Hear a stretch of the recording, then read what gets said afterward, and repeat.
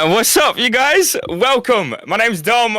Dominic. You might know me by domain, and we are now live streaming. This is my first ever shoutcasting game that I've done.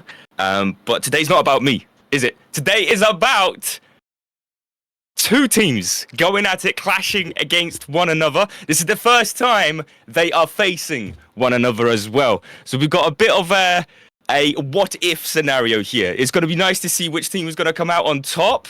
It's so excited to see this and to see everything come about. And I've been very excited to do this. I won't lie. Big shout out to the production, Timmsy, and obviously Aiden looking after the team. Sentinels, Dark Horse Sentinels versus, and obviously we've got Gucci United. Exciting times. I hope everybody's doing good. This is going to be a bit of a trial and error. I'll be very honest. I'm not prepared at all. But I hope everybody's going to have a good time. The game is going to speak for itself. And I'm just here to turn action into words, as they say, right? We'll have some time. We'll have some fun.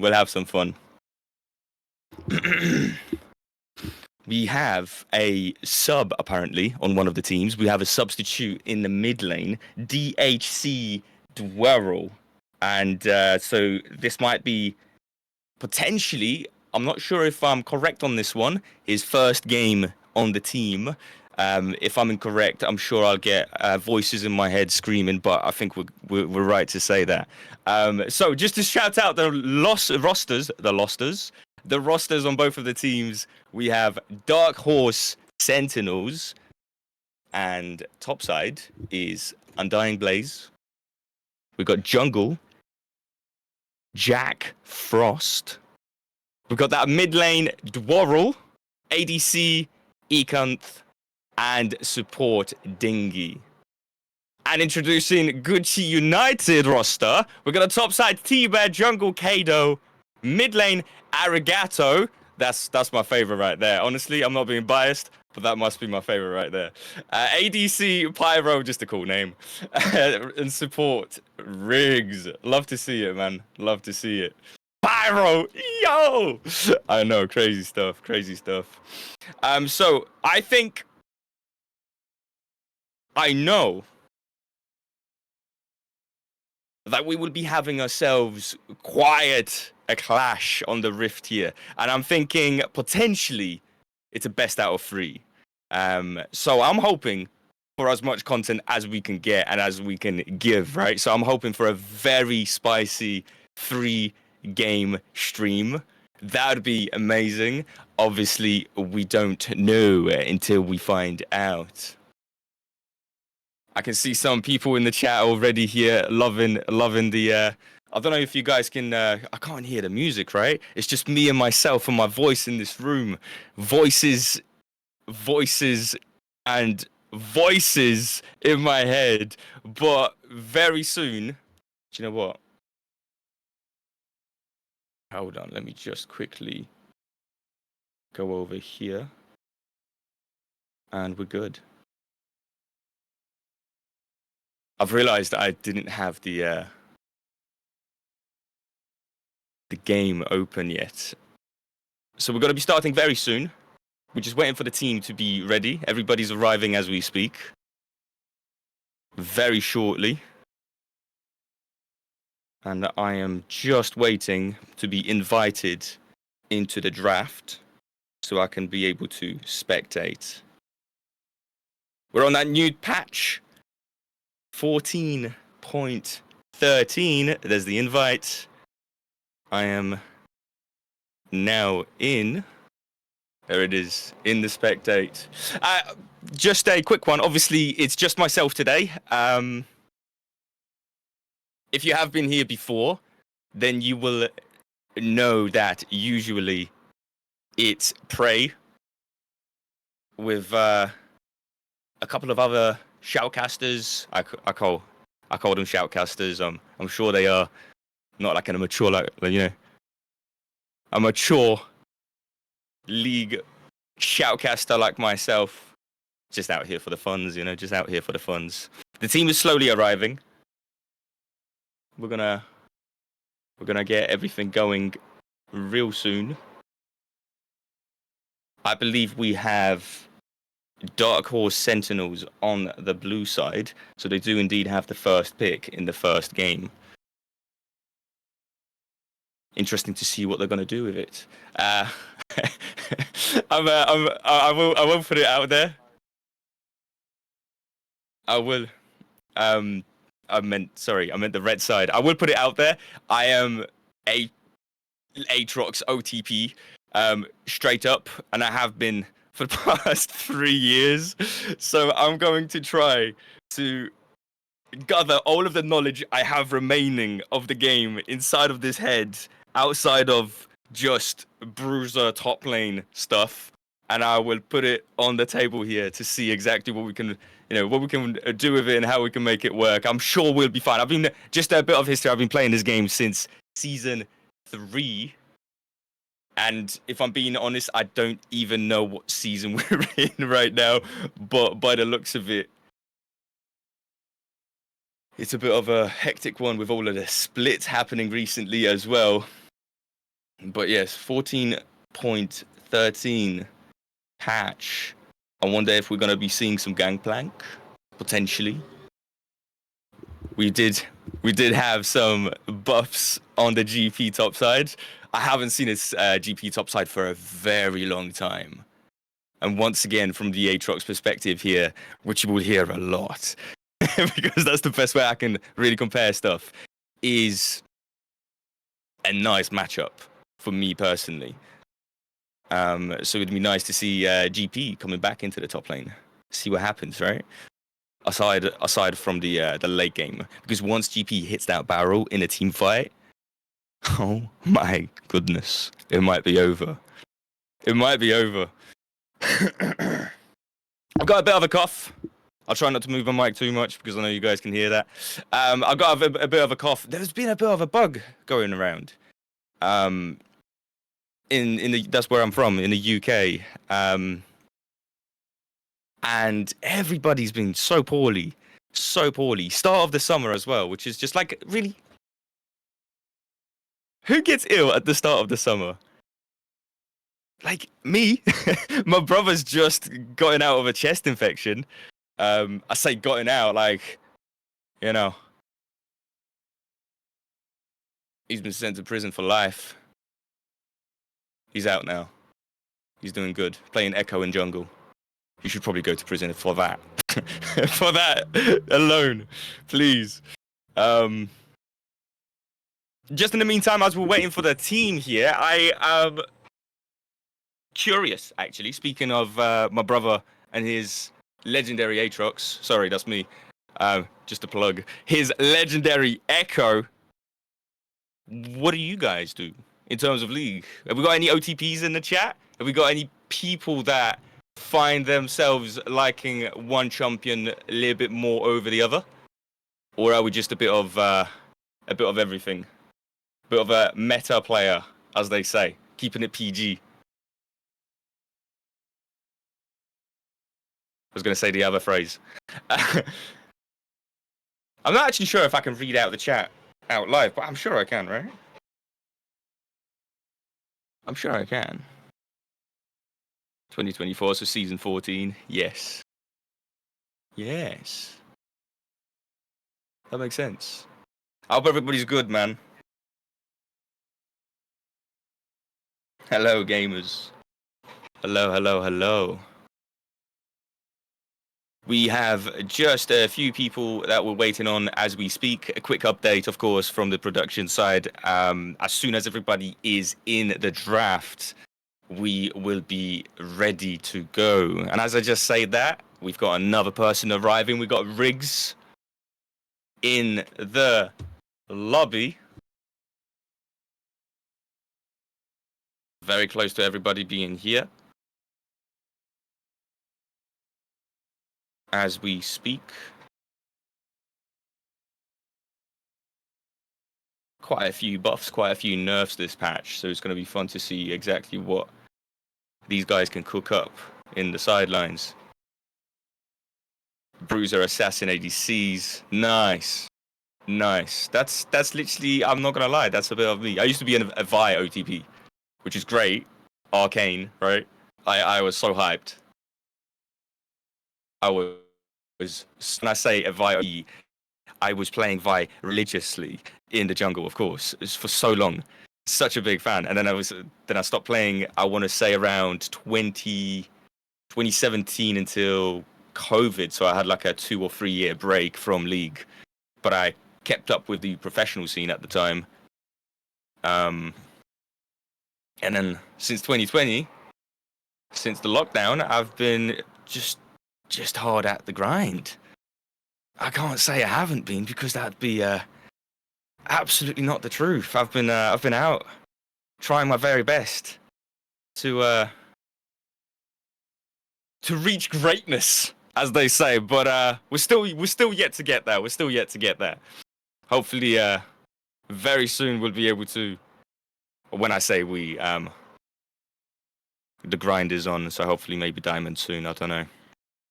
Speaking of ranks, we have a mostly Emerald game here, and I'm sure rank solo queue wise has nothing to do with what we're about to witness, as one knows from team games, 5 Discord, man voice speaking and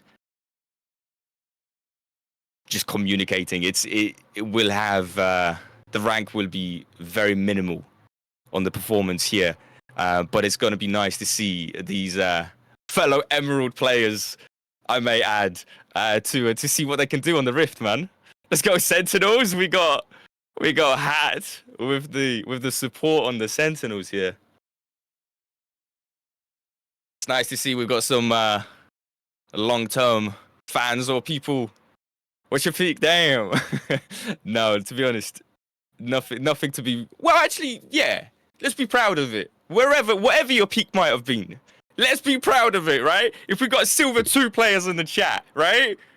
Or we got gold 4 players back in, like, when it was actually, when it had some sort of impact in terms of getting the skin for the season finale, for the end, right? That was nice when you reached the gold, but now everybody gets the skin. What the hell, Riot Games? What the hell? Where's the feeling of accomplishment? I've reached Diamond 2 last split, just to answer that question before I go on my yap tail. I got plenty of water. There's the cough, but that's mostly because I just choked on water, because apparently I can't drink water. Okay. I might be a bit nervous here. Give me a minute. We're almost here. Everybody is now in the draft. We are ready in terms of everybody being in the draft. We got every team as we speak. This is exciting, man. I know we've got some Sentinel fans in the chat, but can I see anybody on the Chi side? Is there any fans from the opposite side of the Rift? It'd be nice to see some friendly chat competition, right? We want to encourage that. Friendly competition is always great to see, as of course we like to see in League of Legends. Gucci United people. There it is. And Dark Horse Sentinel people. We are so very close to getting into this draft.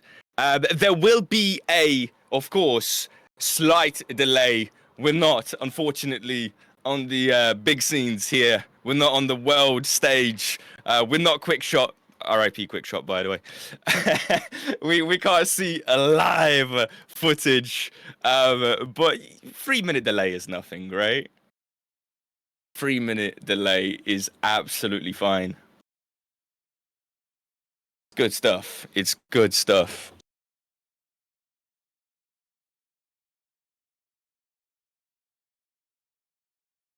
And yeah, I will say it again, just for the people that have just joined. I've picked this up because I know the production, like, the people that are running this behind the scenes. We've been friends for some time, just through the league community and the streaming community that we find ourselves in. So it's nice to be able to be a part of this, and big up these guys for letting me do this. It's really nice to be able to just try something else and try something new. But at the same time, I will be very honest. We'll see how this goes. We will see how this goes. I have zero expectations. I am just here, as hopefully you guys are here for the fun aspect of it. And at some point, I'm sure the competitive aspect of it is going to take me as well. It's going to be nice to see everybody go at it. At the end of the day, we need to find ourselves a champion. The champion team. Will we get that faker? Will we get that top side? Where's Hooney at nowadays? Hooney? Any Hooney fans out there? I'm sure he's doing right. I'm sure he's doing fine. We'll see. A bit of a... what is the current meta? So we'll most likely be seeing a lot of control mages. Due to the new item, of course. That is currently the most annoying thing to deal with on the solo queue part of it, but we're getting used to it, I guess. He might be.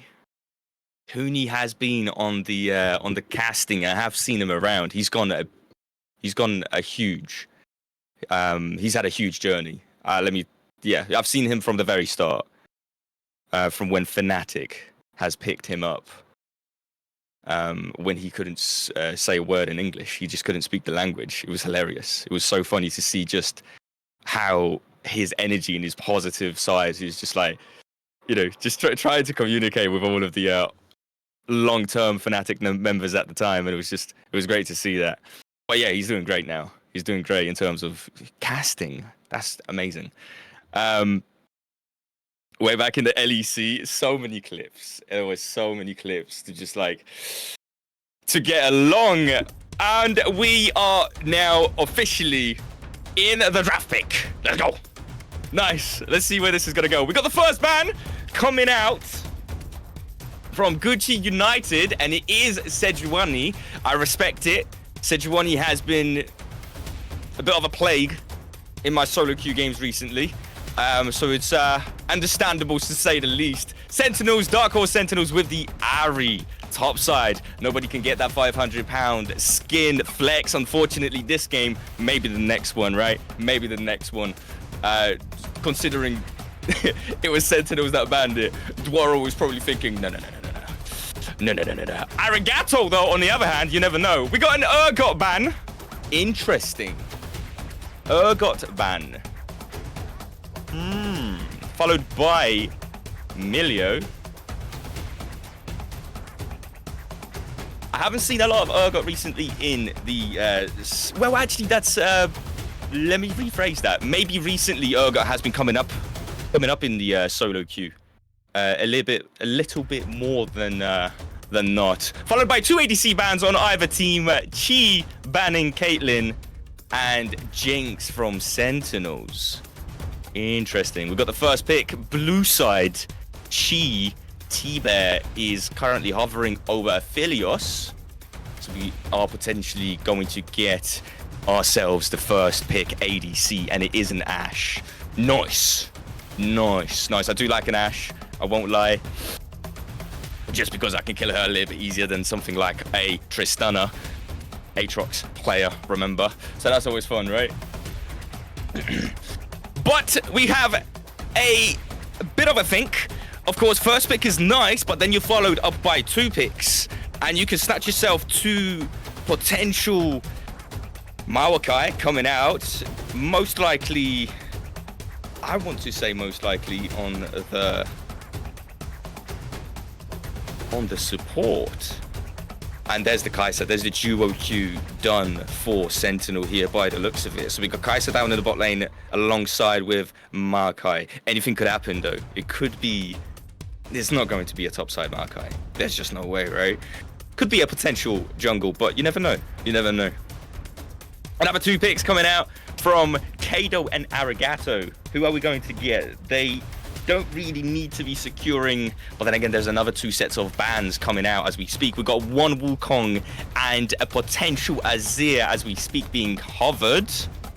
Control mages. It's coming out. It's coming out. The control mages meta is big right now. Are we going to get it matched on the other side, or are we going to get something a little bit more... maybe some peel, like a potential Galio. I say peel, but I'm thinking that's a really nice engage if they were going to go for it. Never mind, it is a Lux. It is a Lux. We got that full AP mid lane 1v1. Exciting to see. A Lux player. Could be a Maokai jungle and a Lux support, you never know. But I will be, I'll stick to my gut feeling here. And I'm thinking the Maokai might be support, of course. Seraphine followed up as a support ban, as of course we do not have a support picked on Chi as of yet. So it's a nice ban to take away some potential away from the opposing team. What are we going to get? Is it going to be a top lane or a jungle ban? It's going to be either or, right? Going to be either or. We got the Irelia. I respect it. I respect it. Who did that? T-Bear. Clap in the chat, please. I ban this champion. Every game.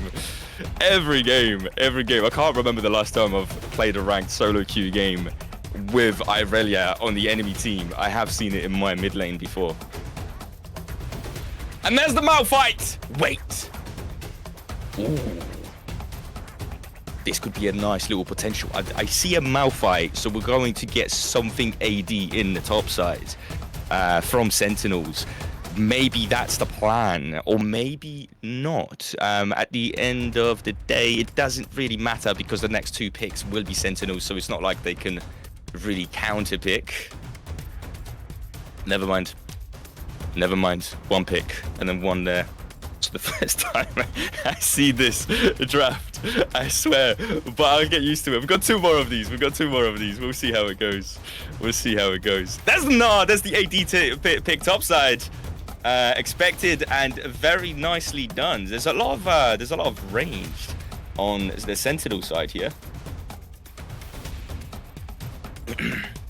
A lot of ranged picks, a lot of kiting potential, and a lot of disengage or pick potential, if I may say. And obviously with the Mega Gnar, that's always a nice little flex to have whenever you need that extra beefiness and front line. On in the top side, so by the looks of it, we would be getting a lot of minion pushing and slaying, and just waiting for that minute 14 for the tower plates to fall down on the top side. I don't expect much from the top side, just looking at this 1v1, but you never know. Gnar can get obnoxious a little bit at some points. You know, there's a lot of poking there, isn't there? Gnar players, Vayne, Nico, Action, Teemo, and Quinn, I can accept, because you know what? They're fine. They're fine. I can kind of accept Gnar as well because he is a top laner, but it's just cheesy, isn't it? We got that Braum in the final pick, followed up by the Pyke. A lot of CC on the 2 supports here. A lot of kill potential, I may add, because Ashe and Braum, that's a nice little, that's a very nice duo queue. Yeah, they're going to be bouncing off of each other very nicely here. Lux makes me sad. I was thinking Lux in the mid lane brings back some memories. I've got a very good duo queue partner, and Lux in the mid lane has definitely a soft spot in my heart. I will tell you that much. I used to play her a lot in the mid lane, and I had a lot of fun whilst I did it. So I do prefer her in the mid lane than I do in the in this support role. I think it's a bit lazy. She should be unleashed, you know? It's Lux. Unleash the power. And that's it. We've got ourselves the full 5v5 pick and ban phase over with some nice picks on either side. There's a lot, like I said, there's a lot of pick potential. There's a lot of pick potential from, well, you got the Pyke in the bot lane, but then again, there is some nice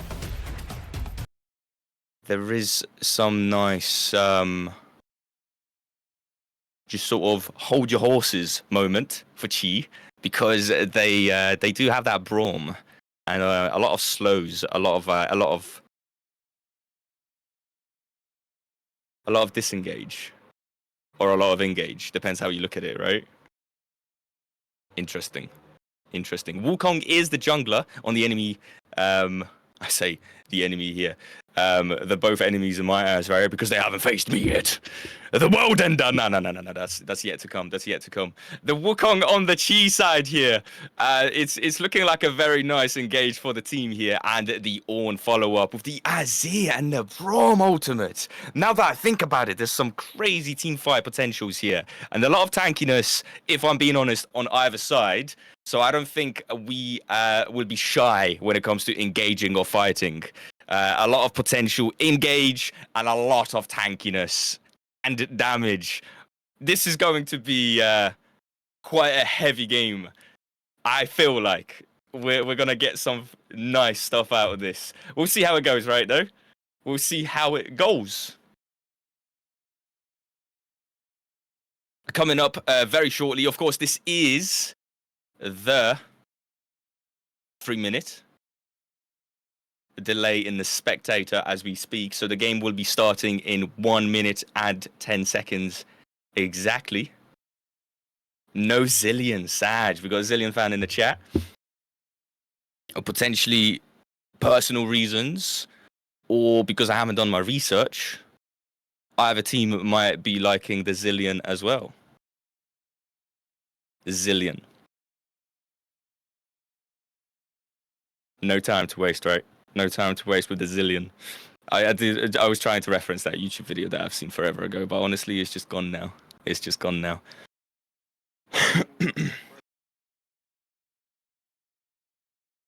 And we are now going to be introducing a certain somebody. I just need to hear the name again.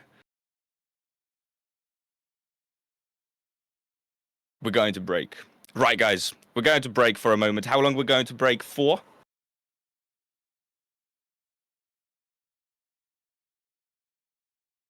30-second break. That's not long at all. Nice. Okay, love it. So, with that said,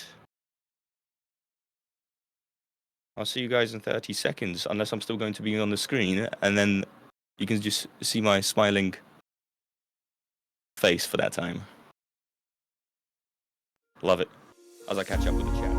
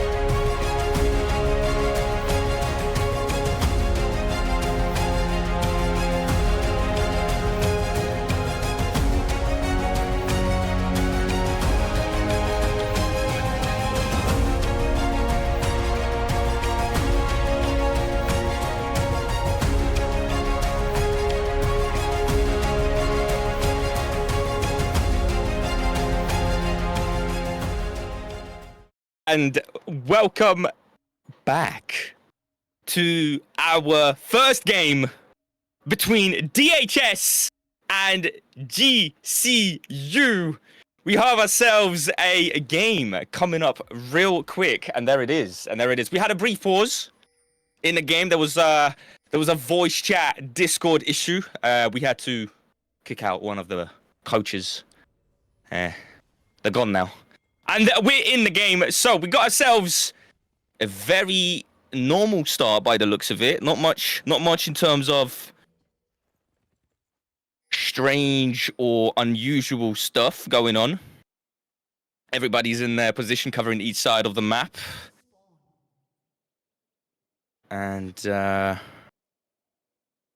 yes, it doesn't look like there will be anything else happening here. So obviously, everybody has grabbed themselves their first starting items. Interestingly, Pike has opted out from buying the potions. So he's got himself 100 gold in his pocket as we speak.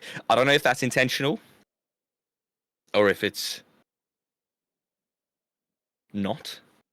But either way, the game is slowly starting. The minions are approaching. We're going to get ourselves the first cut. Not the first blood. The first cut very soon. We got a bit of a note from Toba. Can production zoom out a little bit? And there it is. Wukong starting on the top side. Jungle in the blue. With a nice little... Undying Blaze on the Gnar, trying to stop the Ornn from doing much, but if I'm being honest, a very even trade either or. And now he's going for a few minions there, and he does grab himself one, so that's a win. That's a win, a little win for him, I guess. And very, very normal stuff happening in the bot lane as well as the mid lane. The level 2 does come in a little bit sooner for Chi, and the Q does hit. The Braum E shields pretty much anything that they should be worried about in that situation. So, a nice little level advantage from Pyro and Riggs. Grab them a bit of a play. Lux is getting very low.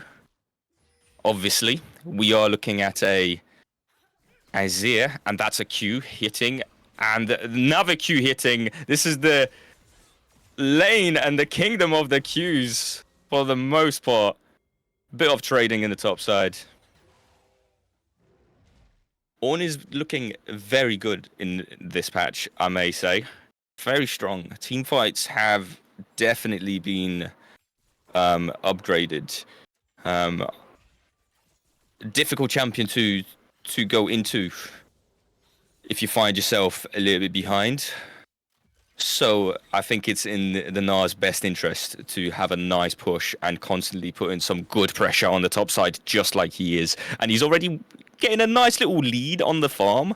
But then again, a lot of minions yet to be grabbed. The EQ does hit, but unfortunately, it was the clone. Unfortunately for the Sentinels. A bit of a disengage after that. Some vision being placed. And a bit of poke. Lux is running low on the mana here, so there's not going to be much for trading. I think the best focus you can have at this point is just getting as much minions, maybe pushing out where you can, and thinking about a reset. Of course, she does have the barrier. So the reset might be a little bit more difficult on her side than Arigato Azir's. We did get ourselves the first back of the game. Nice Bramble. Sorry, Bammies, Cinder. We'll get there, we'll get there. On the Maokai, bit of trading. The W hits, and so does the E. That's a lot of nice damage. Trying to get another auto attack here just to trade and not be under too much pressure under the tower. Unfortunately, Undying Blaze was not able to get that. However, he's fine. He's absolutely fine. He's loving it. He's loving life right now. 2 or 3 minion waves clashing against the tower with nobody to stop him. Of course, his back is going to be a little bit delayed here. Ornn shouldn't have to use his TP to get back into the lane. So maybe, perhaps, we're going to be looking at Undying Blaze TPing to lane very soon, just not to miss out on too much farm. He is looking very good on the farm spectrum, though. Considering he has 1 wave extra. 1 or 2 waves. Bit of pressure from the Wukong. Finding out the position of the jungler. Allows the Azir to be a little bit more aggressive. And that's a Q hitting it. And then E followed up, but it is blocked by the Braum. That's an interaction I've just learned about today. Jeez, that's a very nice stop right there. Not bad at all. The Q does not hit. Ecampher gets away with some Braum aggressiveness here. Braum's a bully, guys. He might be a nice guy, you know, on the outside, but really he's a bully. There's the E, trying to stop or delay the dragon. The first dragon will most likely be going over to Chi anyhow. Braum shoving very hard into the tower here. And there's the first dragon. We got ourselves a Cloud Drake for Gucci United. Couple of backs, say that again. We got some long swords picked up by the Na as well as Wukong. Nice bit of an engage, but the W does stop. And there's the ultimate as well. Interestingly enough, Na can do that pretty much on. Okay, we got a Maokai ultimate as well as the Pike. Everybody's going in. I am expecting a flash very soon, but he does not get the flash, or does he? There's another flash following up. There's not much going with it. Never mind. Nah gets himself the first blood of the game. A very necessary kill for the Nah, just to help him out into this tank matchup a little bit. Got to grab himself 1 plate as well, which isn't too shabby. Honestly, he's a very happy guy.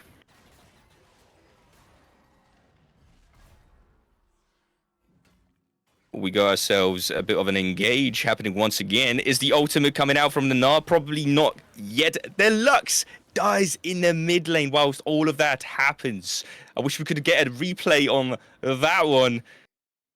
But we will have to just move on and say better luck next time, Lux. Unlucky on that one. She did get ganked, so that's a 2v1. It is what it is. It is what it is. I'm not sure if you guys can see. Now I've just realized this is a bit crazy. I've realized I can see the directed camera view on this game, right? But what I'm seeing might be not what the stream is seeing. It's not. It's really not. Okay. Well, we got ourselves a pause anyway.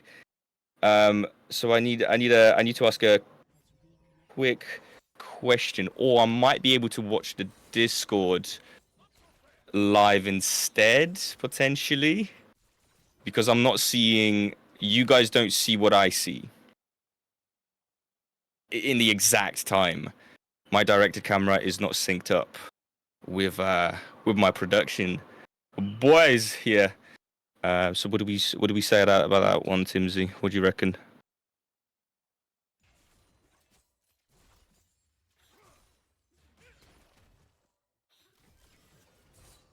Bit of poke and pressure on the bot lane here.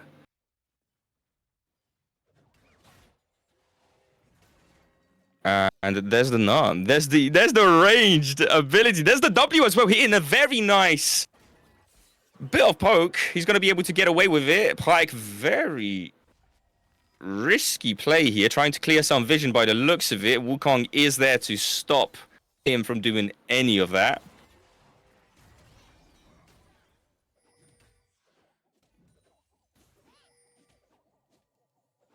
Okay, look at that. Look at that. As he is matching the Makai here because we are looking at a bit of a jungle potential steal on the blue buff. However, Jack decided not to. A lot of pressure from, let's be honest here, Ashe and Braum is not the easiest of lanes to go into, right? There is a lot of synergy, a lot of poke damage, and if that Braum passive procs, a potential kill as well. So far, I want to say the Sentinels are doing quite well, expecting for Chi United to be doing exactly what they are.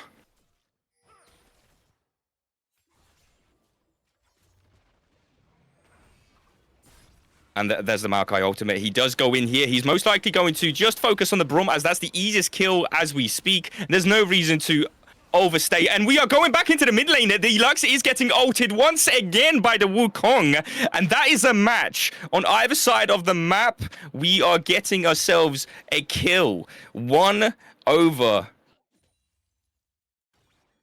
for the Chi United and 1 over to Sentinels. The scaling on the Kai'Sa is at this point looking like, you know, there's going to be some trouble here. And, you know, there may be a lot of poke. Okay, we are going top side apparently. Sorry, apparently I've missed that one. We did get a kill. 1v1. The Gnar is not having a good time right there. And a bit of a skirmish fight here. The Braum is here to meet everybody, and honestly, a very nice roam at the right time. Just outnumbered, unlucky for Sentinels. Very good times for Good Chi United right now, picking up 3 of the Void Grubs. It's going to come in very handy. Ashe and Azir can shred these towers in the early game. So if they can get themselves a hold of this, if they can get a hold of nice push, there should be a few tower plates going over to them. But bear in mind, we only got 2 minutes, right? Just under 2 minutes for the tower plates. So not much time. And as we speak, we are getting ourselves a dragon pick. Nice little blast cone denial here for the Wukong. So potentially he's going to have to think about stealing the dragon, and he is thinking about it. And there he goes. He does not get it. The Q misses from the Lux, and that does not do anything for him. Tried to get the steal on the dragon. Unfortunately for Chi, it does not go his way. We got a W coming out from Undying Blaze. A bit of poke, another ultimate. We're going over to the mid lane, however. And Dingy on the Blaze. Unfortunate timing. 2 team fights. Well, 2 skirmishes at the same time. We had one taking another kill. Now 2 kills up. And to be honest, not much on the gold difference here. So it may look like, you know, the morale at least could be a little bit higher on the side of United. But on paper, we are not looking at much of a difference in between the 2 teams and their gold. Not too bad. We got TP coming out from the Ornn just to pick up some extra farm here, which he desperately needs at this point. Going into not a too fun matchup, obviously on the Gnar being ranged. And Russian, by the looks of it, a stride. No, it's not. It's a Triforce. Stride Breaker used to have that item. Yeah. No, not anymore. Definitely not anymore. We are calming down a little bit here as Gnar gets a nice little reset, picking up the Triforce. We got a Sunfire on the Ornn, so that's the top side. And it looks like Sunfire is coming towards Makai very shortly as well, as Dingy is looking for some vision, potential clearing here and there. No, he's just just being a Pyke, and the Q does go wide. He does not get it, as well as the Braum. Not much happening there. Just a bit of wave clear. Speaking of the Devil, the same thing happening in the mid lane, and looks like Dwaro wants to shove in the lane. He has picked himself up a Luden's companion, so a bit of poke is always nice. Kado on the Wukong once again finding himself in the mid side of the jungle, looking for a potential kill, putting that pink ward down, so he might be lurking, setting up the camp, as they say, in that brush for a moment. And the Pyke here is to potentially stop them from doing anything, but he does not. If anything, he starts a battle. The war is yet to come, however, so the Pyke can still get his revenge. He does give his life for that little roam. Wukong once again getting a nice kill in the mid lane. Not too bad. Not too bad at all.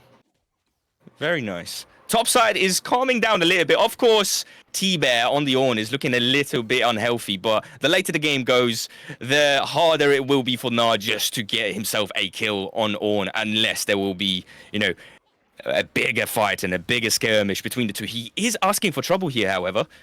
Never mind. The Herald does go over to Chi, but at the same time, Jack has to flash away because he finds himself on the wrong side of the map. And as we speak, the Azir... Oh! Never mind. That was the clone. Thinking that was a nice Pyke E. I need to learn the ability names here. But for the sake of me and everybody else in the chat, that's going the wrong way, brother. Never mind, he gets the charge, bounces back to the safety of his own team. Never mind, he decides to go right back in for that one Q. And the minion wave will do the trick. Dingy and Dwaro have to give away a tower here. There's not much else they can really do in that scenario. Ornn coming back into the lane, grabbing himself some resistance as we speak. We got a Nash's Tooth on the Azir, who's now backed and topped it off with a Haunting, guys. So he's looking very good. Fated Ashes as well. A lot of AP on this very fed at 17 minutes into the game, guys. 17 minutes into the game. He's looking very good. Definitely would not mind finding myself in a position like that. Good stuff. Good stuff. We got a dragon coming up very soon. Interesting. Where is my dragon timer? Never mind. It's here. I don't need it. The game's doing bits for me. Love it. Absolutely great. So I'm just, I'm getting used to having to control my own camera. We've got a bit of a brush! Fanatic brush, as they say it, with a first kill going over to Sentinels, and a nice W, not followed by a R from Undying Blaze, does go wide, unfortunately. A nice little disengage from the Braum, but it will not do anything. And as we speak, the 3 Void Grubs are doing bits for Arigato in the bot lane, because he will be grabbing himself a tower. So something going over to Chi, but it looks like Sentinels, Dark Horse Sentinels, find themselves in a very nice position here, grabbing 2 kills as well as the second dragon of the game. A quick reset. Kraken Slayer already in the arsenal of the Kai'Sa, and he's just grabbed himself a little bit more damage. Attack speed, recurve bow is always a nice pick. This is not looking too shabby for the bot lane on the Sentinel side. However, Ashe is not that far behind.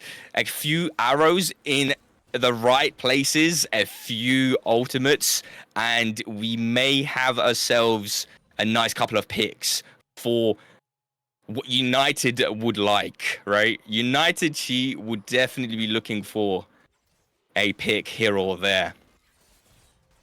Diggy trying to find a Q. Unfortunately, he won't get one. A bit of a group up in the mid lane here. It does look like Dark Horse is outnumbering Chi just a little bit, but they will be disengaging. Everybody's going their own way. Resetting here. Undying Blaze trying to hit a Q. Unfortunately, the Ornn with the fancy feet gets away with it. Getting some information for his team, but finds himself on the wrong side of his own jungle. Unfortunately for him, it does not look like he's going to get away, and Dark Horse Sentinels are very slowly coming back into, at least for the past 2 skirmishes, into the game here. Arigato grabbing himself a little bit more farm. He might not be leaving. He is deciding to stay for this tower, which would be a very nice 700 gold just to top off his power spike. But at the same time, we do have Sentinels starting off the Baron, and they are slowly but surely taking it. And Chi doesn't care. Chi does not care. They decide to give the Baron for permanent objectives going down around the map. Only the one tower, though. Only the one tower. Potentially a second one here now. We will see if it does go. No, it doesn't. No, it does. Of course it does. 2 towers permanently down for 1 7-minute. And that's an engage. The Brom does try to disengage the fight. He is very low. And the Azir does get queued by the Lux. Ooh, he does die to the tower on Azir's end, but I wouldn't be too sad if I was Sentinels, because grabbing themselves 550 plus a 300, you're looking at a lot of gold for the Gnar. The Gnar is going to be very beefy, and the tower going over to Sentinels as we speak, evening out the gold. Once again, both sides, both teams sitting at pretty much dead even gold. One member might be more fed than the other, but as a whole, it doesn't really matter in a team fight when your most fed member, like the Azir, gets picked like that. So, unfortunate. He tried his best to get away. He does get picked. That's a lot of good money. Going over to Sentinels. Objective is their game. Monsters are being slayed around the map for Horse, and they are looking for potentially diving the Ornn. There's not much that's going to come about from that. We are looking at a very beefy tank in the top side. Already upgraded his item to the Sun Aegis Aegis pronunciation. Still the Polish coming out, the accent, right? Masterwork with a lot of nice health and armor. He'll be happy about that one. What else? Let's have a look at the items here as the team is trying to... Both teams are trying to just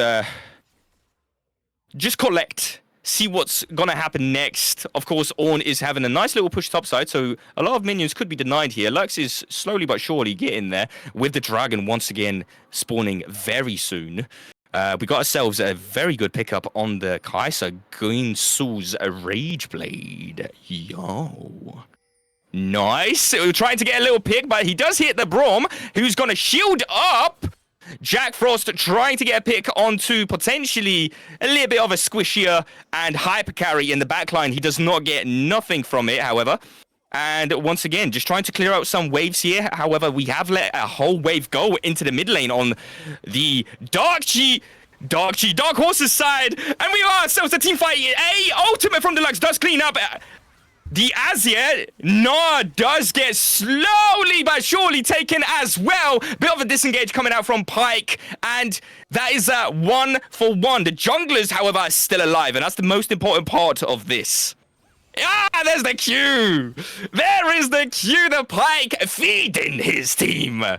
Dingy treating Dwarrel on the Lux. Very nicely done. Another Q trying to get somebody out here. That is hitting, but not much else is coming of it. The Lux has no more Q, so this is a potential team fight engage from Chi. They're not going to do it because that's a very low Wukong. And a Pyke on the... Actually, no, Pyke is not on the hunt.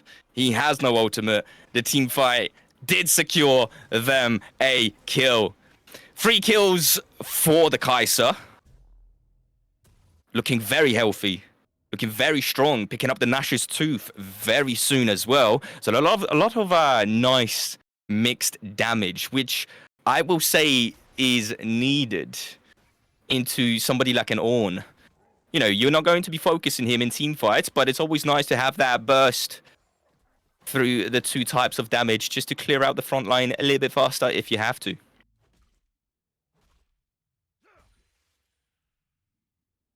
A bit of a reset from both teams now coming out, clearing out some minions as we speak.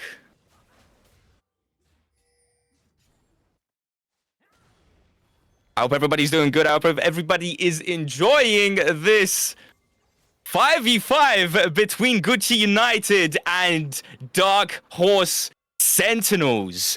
Looking like anything could happen, however. Yes, there is some nice objective control coming out from the Sentinels side. However, Chi is clearing out more towers on the map, which is keeping them in check. They may be behind on kills and objectives. However, as of right now,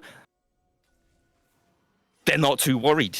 They're not too worried. It might look like it. The morale might be, you know, somewhat bruised, but at the same time, we are very close in terms of the gold on either side of both teams. On either side of both teams. What does that even mean? The Ashe does get hit by the Q, but nothing comes of it. There's a quick disengage, just establishing some support. Div. There's the cuff. I can't. The top lane in the bot lane, by the looks of it. Just clearing out some minions. Chilling. Azir thinking about going topside with Wukong. Both of them making their way. Decided not to, which I think definitely probably goes in their favor, right? Who wants to, I don't know, clear out a wave in the top side with a jungler? Probably not them. They decided against it. They did decide against it. Bit of a brush. Bait is being tried here. Wait a minute. Hold on a minute. Undying Blaze did just disrespect this. What is happening here? T-Bet is not standing a chance. That's a Q from the Pyke as well. The Q does hit from the Lux, and at that same time, a bit of a, that's a fight. We got Kato going in A, ult hitting the Pyke, clears him out. A nice little disengage from the Makai with his ultimate. Stops anything else from happening. However, that is a kill for the side of Chi United. So they decide to get themselves their second Baron of the game. Maybe contested. Jack is here for the steal. He does have the blast cone. He's going in. He's trying to get it. And he gets it. He gets out of there without a scratch. Gets himself a nice little smite steal. That is absolutely huge. For Dark Horse United, there is just no way my boy did that without breaking a sweat. Clean with it. Well done. Actually, highlight for me so far. You can't go wrong with a Baron steal. Highlight for me of the game so far. Trying not to be biased, but you can't dislike that, right? Yikes. Yikes. We do have a bit of a ward battle as we speak down in the bot lane river because the new dragon is coming up. And that's a Q over the wall. The Braum has to flash. Not much can happen. He tried to W over to the nearest ally, but there wasn't much. There wasn't much. My guy was alone. Unlucky. Let's see how much damage that little boom boom boom.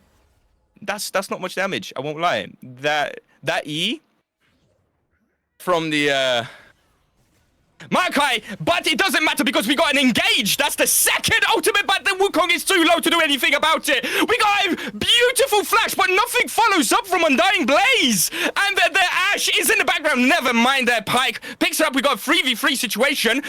A Azir ultimate does go wide. Still a 3v3. Nothing coming of it. 2 junglers dead. We will be most likely looking at a very long skirmish, poking, kiting fight here, trying to get somebody somewhere, and they do. Unfortunately, it goes over to somebody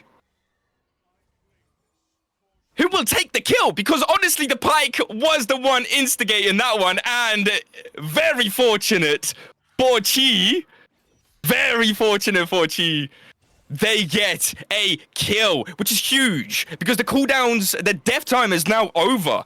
They're over. That's an ultimate, and then support for a support, which means a very low blue side. Chi is going to have to give, but the no way! There's steal! I was gonna say the Baron steal, but that was before. There's steal! What is happening in this game? Back to back. That is so uplifting. Chi needed that steal. No matter if Kado on the Wukong had to sacrifice, and yes, he did, but he was the sacrificial lamb, and it became exactly what he wanted out of that situation. He's found them. They've found themselves. They've bought themselves some more time, which is very important, especially in an Ornn comp. You're trying to buy as much time as possible. We've got some... Ooh, that blue buff steal for the Pyke with the Q, giving every single team member some nice mana regen and cooldown reduction. One of the, I want to say most... coughing left and right. I think one of the most interesting changes in the most recent times of League, deciding to give everybody a buff. Now we are looking at a very rough situation up in the top side for the Azir. It is looking like a potential tower dive, but he does clear out a lot of the minions, so there's not much that he can do, but a Q does hit from Dingy, I mean, and wait a minute, he gets himself 1-for-1. The Ornn with the comeback here, there's not much damage coming out onto the Lux, but he will take what he can, and so will the Gnar in the bot lane. Nobody to defend this tower, so he's a very happy big rabbit, taking himself a potential 700 gold. Stacking up the armor, and there it is. Very healthy, very happy Yordle in the bot lane. Some tower gameplay left and right. Another tower going over to Sentinels. In the top side. How are we looking for the gold? Wow. Okay, that's a drastic change. That is I want everybody's attention on the gold as we speak, because that is so far the biggest gap. We got ourselves a gap, ladies and gentlemen, in the gold department. Here for the Sentinels, that is 5,000, just over, which is very healthy. Kai'Sa's looking very strong. Lux will be such a nuisance when it comes to pretty much anything at this point in the game. She's looking at probably potentially a, what, 35, 24-second cooldown timer on the Lux ultimate, clearing minion waves, poking, even if there isn't a team fight that you need to be worried about. A lot of poke. And a lot of pick potential as we speak, with the Baron up and the vision being established in the Baron River. But yet again, the minions are pushed in the mid lane. There isn't much. This is the second time I'm seeing this from the Sentinel side, where just before a objective is spawned, their minion wave is pushed in, which allows Chi United to break into the river and clear out some vision and place some of their own. I say that And they actually haven't really done that until maybe... No? There's just a one in the brush. Not much information on the Baron, but I guess it will have to do it. The Baron pit is opened up with the walls either side, so you can be a little bit more sneaky about getting around there. So if they wanted to, they could. They don't have that Master Yi though, do they? They can't. So they're gonna try their luck in the mid lane in this 5v5. Trying to find a Q on the Pyke. Does miss. A very low Ashe. I wonder if that was done on vision. I don't think it was. I don't think that information has been handed over to Sentinels. Once again, Chi clearing out a wave in the mid lane for the objective just before the dragon spawns, which it just did. And we got ourselves a little pick on the wrong clone. Ornn is pushing. Interestingly enough, Chi decided to ignore the dragon they will give, and therefore Sentinels are all backing. We're leaving 2 people to take the dragon, 3 people to back, but it will not be enough to save the base. I respect that a lot. I really like that play from Chi. I really like that play from Chi. I think if they can do anything, it's not to dance around the dragon, which, let's be honest, is not on their favorable side of the map to fight for, right? Especially being behind on gold. So if they can pick up anything, which they do in the mid lane, now Sentinels need to deal with, again, more pressure in the mid lane. And therefore, Chi is grouping up around the Baron. But they will most likely be resetting as we are slowly calming down, which lets me breathe. Lets me drink some water here, Jesus. What a crazy, very interesting game to cast. Just from looking at this this draft from the very get-go, we knew. We knew this was going to be an explosive one, and very, very cool that it is. Anyway, we have a Baron start on the side of Sentinels.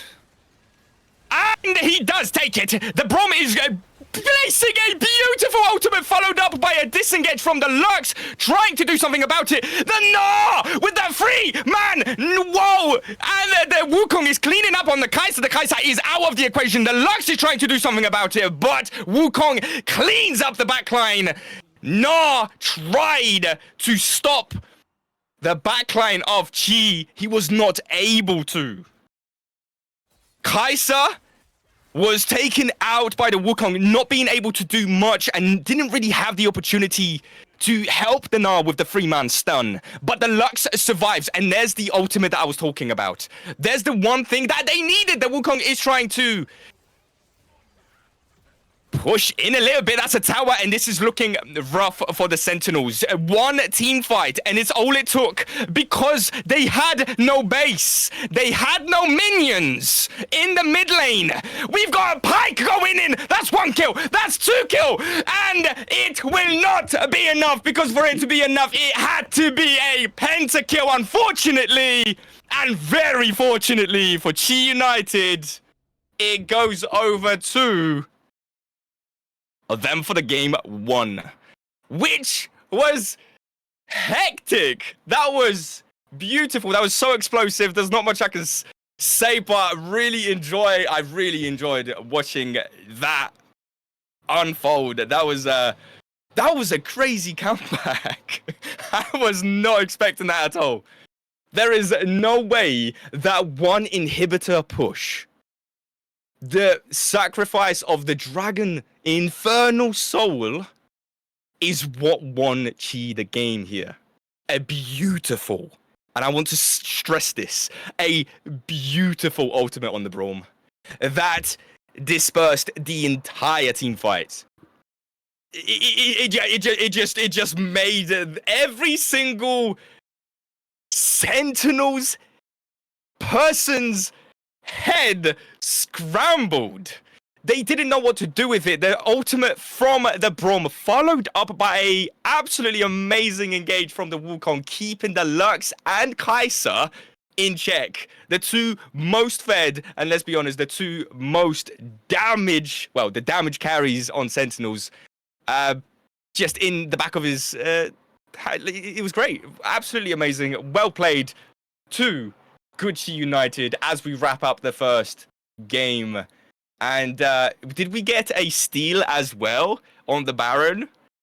Did we get a steal? Of course we did. I've still got the screen. That's madness. Absolutely beautifully well played in that last game. Absolutely amazing. That was great to watch. It was great to watch because when you see a team down 6,000 gold at that point in the game, you're thinking to yourself, surely. I think it was even more. I think it was more. I think we were looking probably at an 8,000 gold gap at least, because as we speak, at the end of that game, there is still a 4k gold gap between the two teams. And that's after killing, acing, and then killing again, and then getting all those towers. So the gold gap between on the Sentinels side was massive. They didn't play the money game here. Chi did not play the money game here. They decided to go with the macro. They decided to ignore almost every objective just to push out a few towers at a time in the bot lane, in the mid lane. Taking that inhibitor is what fed to that amazing team fight and won them the game. Nice! That was sick! I want the next game straight away, please. When we get ourselves a series on our hands today. Love it, love it. And that will be for us to decide shortly, because we are going to go on a little break. And I'm going to wipe my forehead because I'm sweating a lot. So thank you very much, guys. Don't go nowhere, as we will be back very soon. Hopefully another 30 seconds, right? Hey, okay, I'll see you guys very soon.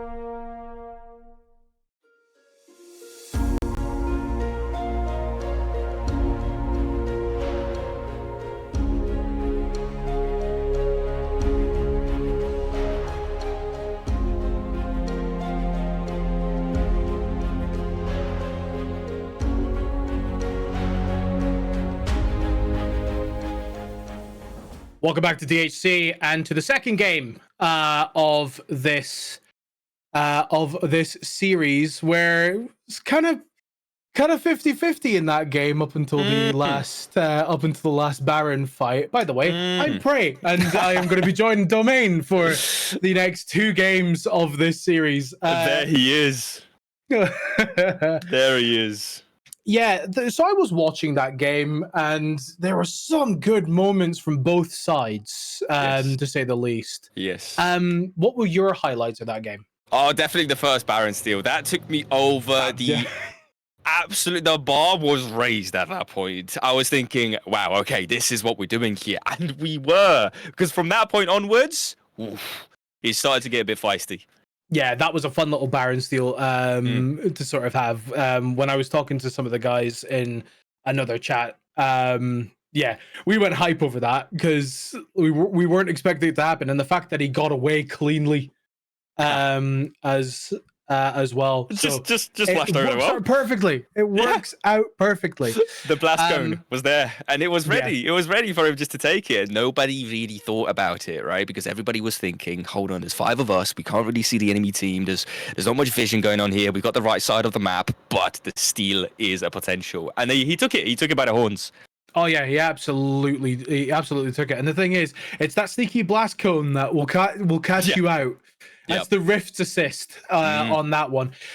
So coming into this next game, it is going to be GCU, on the blue side with Sentinels on red. So basically, exactly the way it was last game. So it is going to be Sentinels with the counter pick on this. So we're just waiting for champion select to hit up. We're flipping the tables? Do you think that there is going to be any adaptations? Do you think Sentinels maybe take away the Azir? Because even though they got a couple of shutdowns on that, Azir had such impact. He had so much pressure. Yeah, the Emperor's Divide into Ornn Ultimate is kind of crazy as we get into this second pick ban phase. It is. It was a very nice counter pick for even the Gnar. The Gnar engage. He had to think a little bit harder on each and every single one of his engages. At the end of the day, it's not the easiest thing to go into an Azir who could just disengage you or do the opposite. Engage like the menace he is. But he did just do that. And I'm thinking they might do the ban here. Yeah. We are getting pretty similar bans though. It's pretty much exactly the same bans as the last game. There's not much change in regard to that, which makes you wonder, are we gonna get the same draft? All I'm saying is Ahri ban, shock, horror. With a person on the opposing team of Arigato, yeah, you kind of have to expect the Ahri ban. So bans coming out for this. We've got Caitlyn, Urgot, and Sejuani being banned off the side, and Corki was being hovered. I'd like to see Corki, actually. Imagine. Ahri, Melio, and Jinx. So they're taking away one of the sort of hyper bot lane, duos that you can get with the Jinx and the Melio. It can crush if Jinx gets ahead. Ashe being picked up in the first rotation, so showing the AD carry early. Very, very early. Very, once again, similar to exactly how it panned out in the last draft pick. We did get the Ashe, followed by a Kai'Sa, and we then have got a Pyke, which I'm intrigued. Are we gonna get it? Here it comes, potentially, right? We know for a fact there will be a Braum, unless he takes it over. Is he going to steal the Braum? You could take a Braum in with a Kai'Sa, but is it going to be more impactful than having, wow, this is almost a rinse and repeat draft? Yes, it is. It is. Correct me if I'm wrong. We are switching the maps around now. So we are looking at the exactly the same so far draft pick. And so mistakes were made on both teams. Let's not you know, let's not kid around here. The Kai'Sa did pop off. The Azir had so much pressure, and that's the a Xin Zhao pickup. So different from the Wukong. That could actually be quite good because Xin Zhao's ultimate just blasts everyone away. It's his arena. So yeah, it's his arena. Oh, there it is. There it so is. So Azir getting picked up again, which was quite impactful in towards that mid lane. The Lux cannot be picked again, not into the Azir. She had zero, well, I will say late game, maybe the ult was very helpful for clearing out the waves, but before they got there, the Azir already took 3 towers. Then here it is again. So, confidence is up there. Yeah, his confidence is there, but I think in the sort of, the way that you got to play that is you just cannot die early and give kills over to that Azir, because if you do, you've got a massive problem in your hands. Seraphine gets dropped, so they're targeting towards the braum pool with that Seraphine ban. I reckon. Do they take off Braum in a ban and force Riggs to play on something that they might not be comfortable on? I think it's a good play. I think honestly it's a very good point and a good play. There's Gnar. This is the second difference that we've seen in this draft pick so far. First one being a Xin Zhao, and the first one, and the second one being the Gnar. The Gnar has been banned, which I think he did a good job. He did a good job on the Not had good damage in a sort of 1v1 scenario, and even the ultimate, like in the final team fight of Baron in the last game, the 3-man ult was fine. Malphite gets taken off, so they're splitting the bans towards one for support, one to top. But again, no Braum takeaway. No, not at all. And they do have the first pick after the bans. There's the pike. So are they going to deny the Braum? It is a potential here, especially now with the pike off the table, so you can't really rinse and repeat that same draft on the side of Sentinels, but they are thinking about it. They could pick a top laner here, most likely an AD in the top side, a Thresh. Oh, so this is actually going to be one of Dingy's mains. Dingy is quite comfortable on that Thresh, so good pickup, and can peel very well with a Kai'Sa. Can peel away a lot of the the focus, but a Nautilus in return could see that going a completely different way. There's the Hook City in the bot lane. City bot lane, yeah, it's Hook City bot lane. They're having it. This is the bot lane that we wanted to see, and once again, on in the top side. If this gets locked in, that's a nasty draft from Gucci United.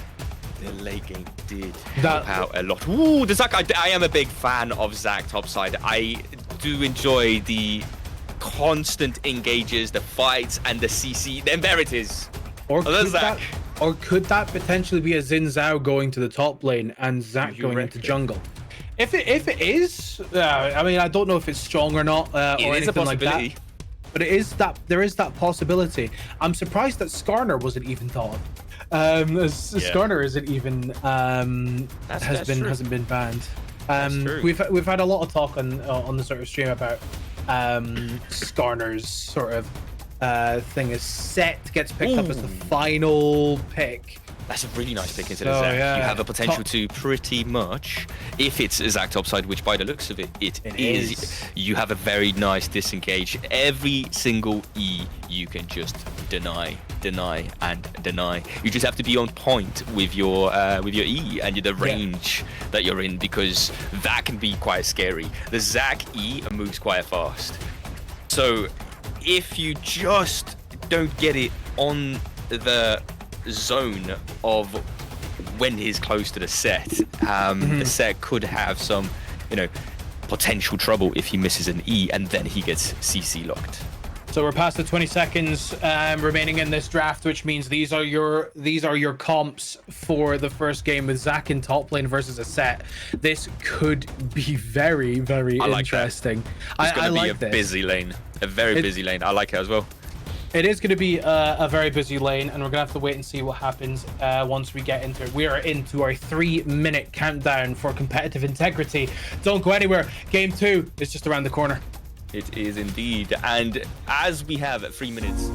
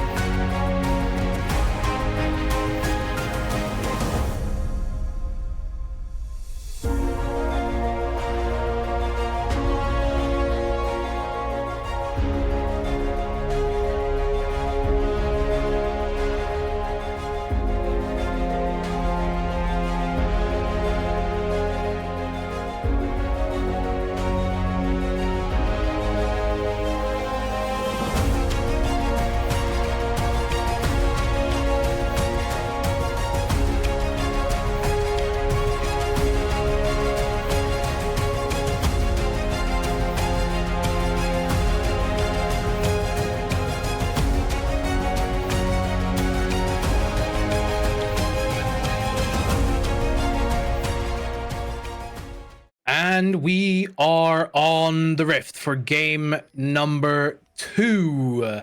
Game number 2. Yeah, GCU on the blue side, Sentinels on red, with a very similar draft. Now, you had a good point as you continued to speak once we got into the break of the game. I was so not on the same sort of level there. But you know what? The point needs to be revived here. Yeah, because so go ahead with the point. honestly, I do believe the Wukong not being picked is it's a gamble here because it went so well in that first game, right? Honestly, the Azir had the best time in the mid lane, but then again, is it going to change necessarily just because of a different champion? It might be in the player to sit on that Azir in the mid lane in the first place. So you yourself are a top lane kind of guy. Domain, like if you haven't seen Domain, you're basically an Aatrox one trick. I am Aatrox, brother. I am incarnated. So have you played up against a sort of Zac? Well, you've probably played up against a set. Oh yes. In lane. How does the matchup go? If, like, if you were playing Aatrox into it, even though there isn't an Aatrox, let the plan run out, chat. Don't worry about it. We'll get back to game momentarily. That's it. Yeah, nearly there. Honestly, if I'm thinking about a set matchup, I am having a good day. Aatrox loves to bully anything that doesn't have too much mobility, so to say. Yes, he does have that Q with obviously some movement speed. He can cheese you with the R as well. By the end of the day, it's all about kiting him properly. And if you can keep him at an arm's length, in this scenario a sword's length, which is a very big darkened blade, then you are living the life. Zac, on the other hand, is looking a little bit rough. Undying Blaze might actually look to get first, to get at least his passive down,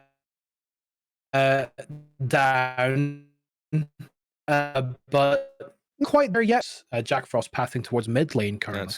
Correct. Might actually look for something in the mid lane. Arigato is kind of caught out of position. He's already dead. Yeah, the Q just misses. If that had hit, I had a feeling we would have seen first blood. Oof, definitely would have, and the Azir would not have liked it, especially after the last game going so well.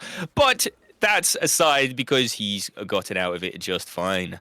Looking at the items here, we are once again looking at the Thresh dinghy without the potions. He's saving the 100 gold for the first back. I thought maybe the first game it was a mistake, but it looks like that's the strat here. I think that's just the strat that he normally goes. And to be honest, when you think about it, it's not really that bad, as Xin Zhao going to be looking towards Jack Frost, and a flash actually onto it. Directed camera doesn't really help me out here, but Jack Frost backing away, and it looks like the smite coming down for Jack Frost. Being a little bit annoying. Yeah, just ever so slightly. That ward is actually really well placed. He's got a lot of information there. He knows exactly what will happen here if the Maokai, which he should be back in after this Gromp. There's not much going on in the map, so he's actually in a very good position if he doesn't move. If he stays right there on the map, he does not get spotted. And Xin is looking for something. I tell you something, Gucci's vision control on the bottom side of this map is ridiculously good. They're already covered off Tribush to Gromp to Blue Buff, and then also Pixel Brush in the river. And while Dreadline takes away, he can't get the hook back. The death sentence takes Pyro low and has to use the cleanse in order to save himself. Pyro with a cleanse down. And actually, speaking of summoner spells, Ekanth doesn't have that cleanse this time. He does not. No, the cleanse was definitely there to save the day, and now that I'm thinking about it, the Xin does waste a bit of time in the bot lane. Going to look for something here. As going to flash and forces the flash of T-Bear as huge. Well at the exact same time. So no flashes in top lane. This could be a jungler's paradise. That is huge for the set. The Zac is having a difficult time into this matchup. He's a very melee-orientated champion. He needs to get up close and personal, and Set loves it. Every single time he comes up for that minion, Set decides, listen, brother, this is my lane. And he gets that E off every single time. Not noticing this. Dwarrel is not noticing this at all. The Dreadline just misses, however. So... Flash. Another flash being used, and T-Bear did back and teleport into lane, so Undying Blaze could actually be in a lot of trouble here, but goddamn, taking T-Bear down to half. Interesting. We do have a little bit of a push. Undying Blaze is holding his TP. He decided not to back after that flash from the Zac, which is going to put him in a not too tricky of a situation because we don't really have a tower dive scenario here. So it looks like he's just going to have a good time clearing out some minions. Well, top lane have their ultimates ready. Zac looking to bounce, whilst Undying Blaze looking to be the showstopper in this case. We've got some vision as well in the bot lane river here for a potential dragon. By the looks of it, there's not much minion and wave pressure from the red side because apart from the mid lane, actually, mid lane is pushing in and Lux is already making her way into the Dragon River. Making her way downtown. That's it. The hook goes wide. And manages to hit the Q. Does take Darigato down to half, but no follow-up there as Jack Frost is in a very bad position. And it looks like it's first blood and it's over to the Ashe. And that's a beautiful first blood. Just at the perfect time, they're going to clear out some vision so that they can have exactly what they want from this little scenario here. As he cleared out that mid lane, made his way into the river where he got picked, which I was going to say is actually perfect timing for Sentinel. However, it just did not go their way. This is the perfect start that you want. You've taken down the jungler. Now you just hammer away at the dragon. Get your first dragon of the game. But Frost has taken the initiative and has immediately passed his way to Void Grubs. I do like a bit of a Void Grubs in the early games. This could go their way. It's something that they did not have last game, and it cost them a lot of towers. So, very nice aside in your of opinion, Sentinels. what would you rather prioritize, Void Grubs, or would you prioritize the first dragon of the game? As a top laner, I will have to stick to my guns on this one. Void Grubs, in my opinion, in the early game. That control ward is so unlucky. It doesn't spot the two blue wards on the other side of a rock. Oh, wow. Oh, that is so unlucky. Zoom in on that one. That is unfortunate. It is so unfortunate. That's 50 gold down. 50 gold down. It is what it is. The hook manages to land on Pyro, but he is under tower and is not able to continue on. Dwarrel better be careful. Emperor's Divide is available for Arigato. And the cleanse just comes off cooldown. So if they got in slightly more trouble than they did, that could have looked very bad for the Pyro on the Ashe. Yeah, it wouldn't have looked good. Oh my god, Jack Frost is gonna find Sato. As Emperor's Divide is gonna go straight on to Lux, and Lux does go down. The kill will go on to Sato. Thresh with the death sentence misses, and actually Dingy might be in a little bit of trouble. One more auto attack needed, and he does fall down. Sato is going to fall as well. Undying Blaze up in top lane is having a bit of a problem as well. He's going to have to back here. The dread line is going to be there as well, and Ecanth is not in a great position either, but will manage to get away. Undying Blaze will fall as well. It's kills all around the map, and it's 5-1 in this early 10 minutes of this game. Very busy early 10 minutes into the game. That was a bit of everything everywhere. Ecanth making his way into the mid lane to support his team. Unfortunately for him, does not get there in time. And therefore, now we have Pyro pushing in like it's no trouble, because he's getting a nice big wave shoved into under the tower for a potential couple of plates, maybe. No, I don't think they're going to risk it, but I just want to take notice on towards this mid lane on towards the mid lane in terms of items. Nashor's Arigato does have Nashor's Tooth completed. Looking very good. Once again, 10 minutes into the game with a... So close. Get at your teeth. That's So close. It's almost hit. That's it. The Ash Boots, second tier Berserk Greaves are doing bits for him right now because he gets to avoid quite a few skill shots here and there. Twice now getting away with a potential death. Oh, Sado might be in a little bit of a bad positioning here, but does use the Crescent Divide.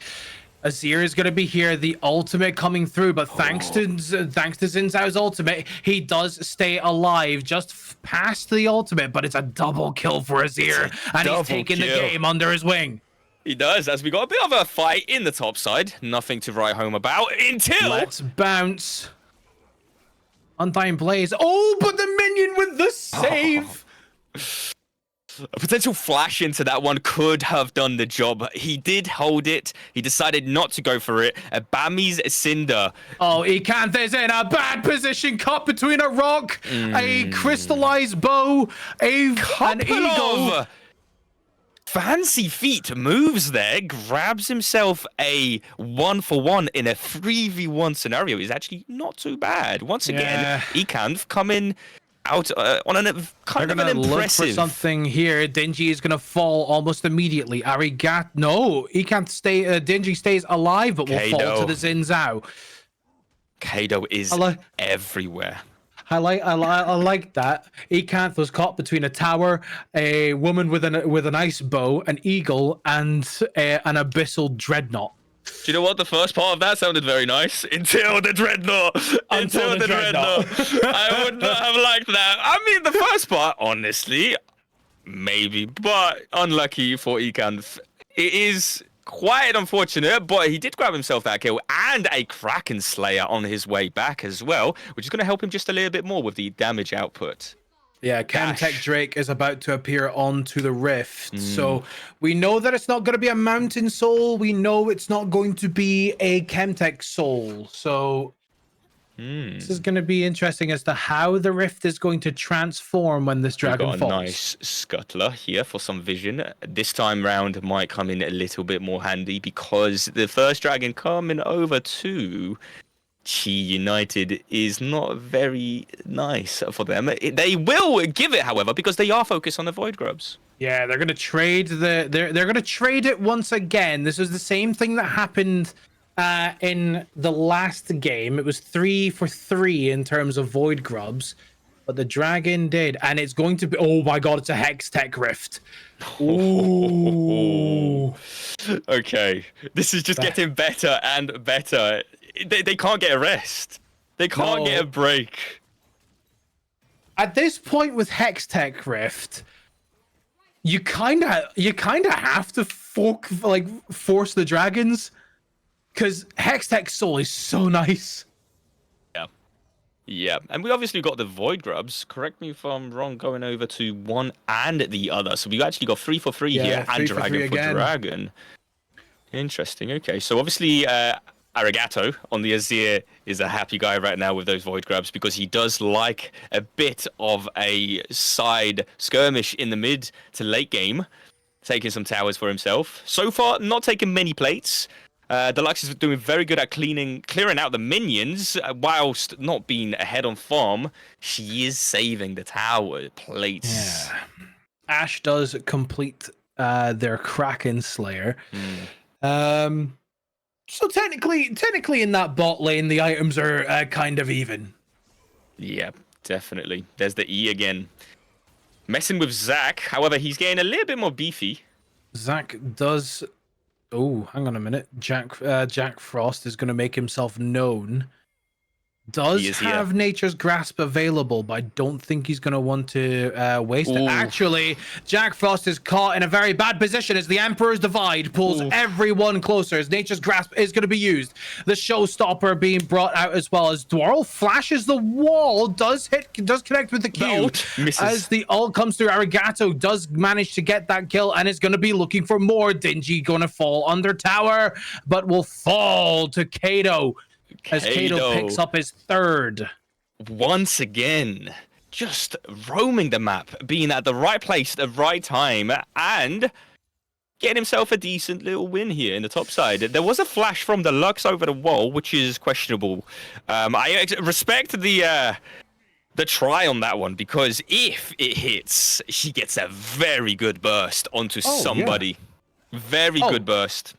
100%. And if we take a quick look towards the kills on the side of Gucci, they're all practically on their carries. You've got 3 for Zin, you've got 5 currently on Azir, and 2 on Ashe. This Azir with that 450 shutdown, it's gonna be imperative for Sentinels who gets that shutdown. Absolutely. We are 16 minutes into the game, and we are looking at a 3,000 gold difference, just over for, of course, Gucci United. They're looking they're in a very good spot. All they have to do now is just keep pushing, keep the pressure coming, because the items are stacking. We got the Nashor's Tooth slowly getting more. The Haunting Guys does come out once again, exactly the same build as the last game, and honestly, he doesn't have to change much, does he? No, he doesn't. Picking up a Dark Seal as well, so potentially with the way he's going to go for a Magi Soul Stealers. Pyro needs to get out of there as quickly as possible. There are 3 members bearing down on them as the top tower gets taken as well. And there it is. There goes the tower. The tower game begins 2 in the favor of United, and there may be a third one very shortly on the way. Taking that tower down to less than half health. So close. Didn't quite do enough damage, but I think. Oh, Kato is actually going to right now, because it looks push forward into this, trying to stop. Oh, Kato's positioning is fantastic, stopping Undying Blaze from taking the lantern. As Undying Grasp is also going to be used as well. Dreadline does pick up on Jack Frost, but that's not the positioning you want to be in. And in goes the Emperor's Divide and Kato. Picks up 1, but Arigato picks up another kill. Another kill, and then 2 man. Oh, Dwarrell's not going to be in a great position as Ecanth is going to be finding his way down, going to be using the Relentless Pursuit. Arigato is taking down low, but it doesn't matter as I think Zach is going to fall down. The Q does hit as Dwarrell does manage to get the kill.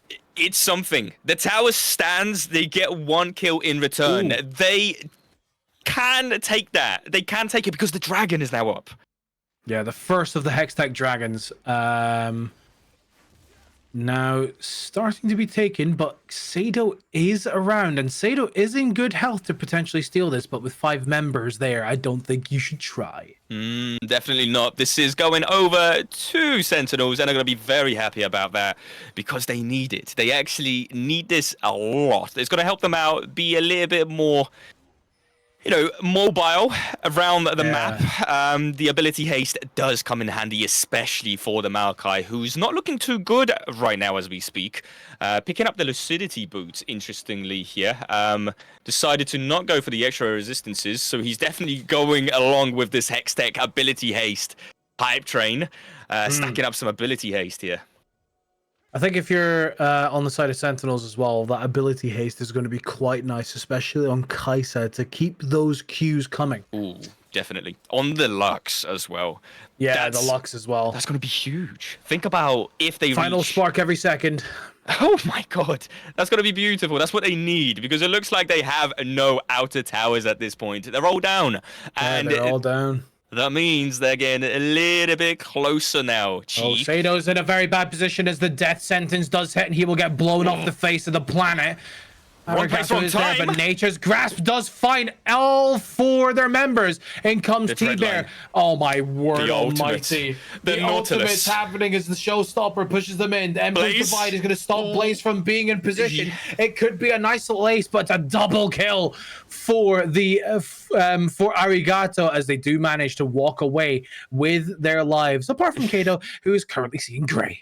And nearly Riggs as well, but he does get a very clean back in the river, not going to be stopped whatsoever. So it looks like we are resetting, spending some gold. By the looks of it, we do have a good pickup on the side of Zin. Are we looking at a Sterax potentially coming up? He does have the Warhammer.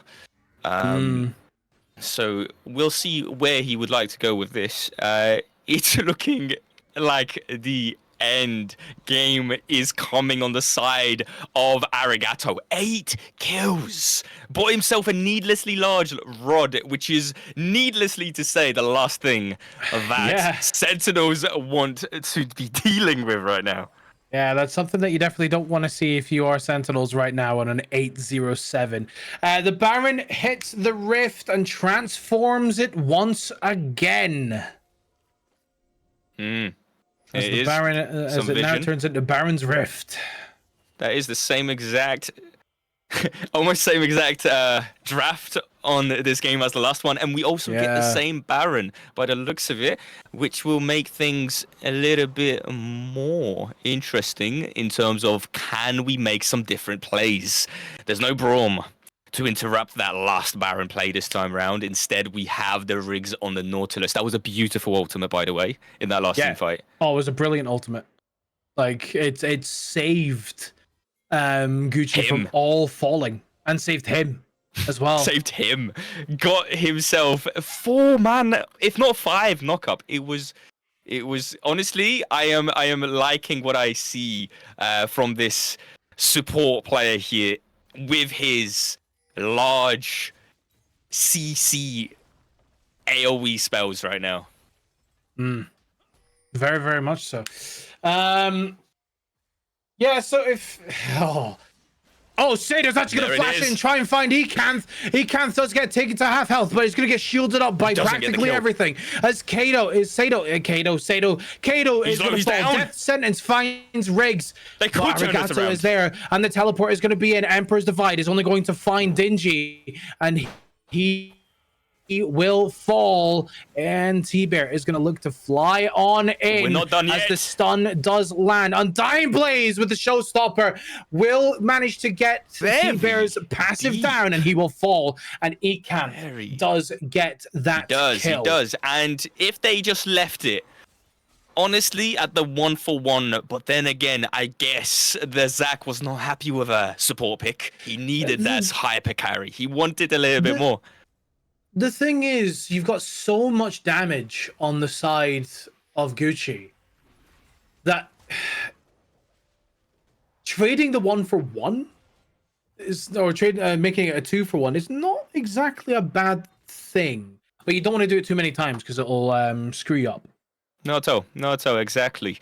The dragon is coming up. The vision is being now placed. It looks like we are going to get the priority on the side of Sentinels here. The pink ward is being cleared out, which is very good for them. Now, is Riggs looking for that? This dragon dance. It's the dragon dance that nobody wants to be caught out first.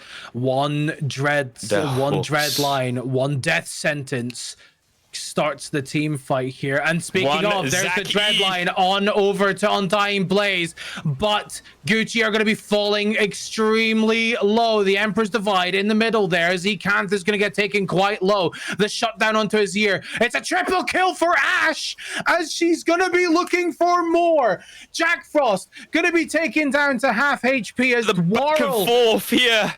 The Zac is going to be looking. It's a quadra kill for Pyro. But they're not going to be looking for any more. They're going to take that as it is. And Dwarrel is going to be focused by T-Bear, making sure that they get out of the fight. It's going to be a dragon over to Gucci. T-Bear had too much fun in that team fight. He did want it to end.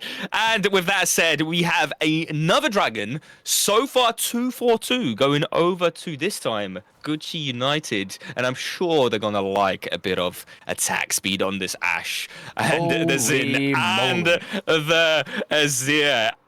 The ability haste doesn't hurt either. No, it doesn't. Ashe does pick up a Lord Dominic's regards. Which is... yikes, that's gonna hurt. The That is a bit of a shutdown, yikes. by the way, for the Azir went over to Maokai. Oh no. I mean, Maokai needing some beefiness here. He does. Yeah. Lord Dominic's regard might disregard that. But I do think at this point you kind of need to focus funnel the gold onto your damage, onto your carry. You do. Now, question is the Kai'Sa CS lead going to be what does the trick in the next team fight here? Because, yes, the item advantage is looking like it's in the favor of Pyro. He's looking very healthy with 7 kills on him. Undying Blaze getting away with it. Yeah. Trying to get a tower. I think at this point it doesn't really matter. The kill lead No. that Ashe has just takes it regardless. I don't think CS matters at this No, point. not at all. It really doesn't. Looking at that CS compared to that KDA, it's night and day difference really. Looking like there's some brawling in the bot lane. Yeah, they're just gonna brawl away. It doesn't really matter. But meanwhile, in the mid This lane, looks a Jack bit Frost more- was gonna get caught out. T-Bear going to be taken down quite low, actually. I don't think T-Bear Very realizes the damage that he's going to be dealing with. He's going to try and confident. fly away, and he does. The E takes him away. As Gucci is going to be starting the Q Baron. hits. Death Sentence lands on Kado as Nature's Grasp. They're Oh, hang on a disengaged. minute. Hang on a minute. The Baron. Oh, it's a... That's Oh a my god, it's ultimate. relentless pursuit. Ecath just goes in by himself as Zach is going to be They run teleporting or in. they- Set is going to be teleporting in as well. It's a double kill for Arigato. As the There's nothing fight they is can going to do. continue as Arigato takes down to half, but it does not matter. It does not matter at all. Kado does flash away. Unfortunately for him, Ekamp hits the W and follows up with the ultimate, which does mean the Baron is not being taken by either team right now. So instead, we are taking a focus on, once again, Chi's favorite, the mid lane push. The only problem is with that is that Arigato lived. And is currently 11-1-12, and the Ashe is also 8-1-8. Hey, maybe they're just waiting for that bounty to go up a little bit more. Possibly. Maybe, right? Maybe they need that Possibly. gold because they definitely do. But they would not mind grabbing a kill here and there if they could. Potentially a hook from Thresh does the trick. It is just under 7,000 the gold difference, and Azir manages to pick up his Rabadon's death cap. Oh, buddy. It's here. It's arrived. The end game, like I've mentioned, is here. It's looking rough. It's even looking rougher than, honestly, the last game at this point, because there's not much that's stopping this Azir from really taking over now the side lanes. He's not going anywhere. He is getting a little bit pressured here by the Thresh, who's setting up some nice vision for the set, which as a top laner, I must say, when you're in that side lane and you've got that support, just plop in some, wards here and there. It's very helpful, just so that you're able to get away with a potential death. Less than 40 seconds until the next Drake comes up, and the Drakes are split across both teams, 2 for 2. So yeah, by the looks of it, it's the vision's going to be set up heavily in Gucci's favor. It is. It definitely is. Topside vision is not something that the Fresh maybe was looking for in the end, because there is zero knowledge and information here. The death sentence hits, but there's nothing that they could really do about that one. Yeah, It does they can't hit the really go Nautilus. on it. They can't really go for it.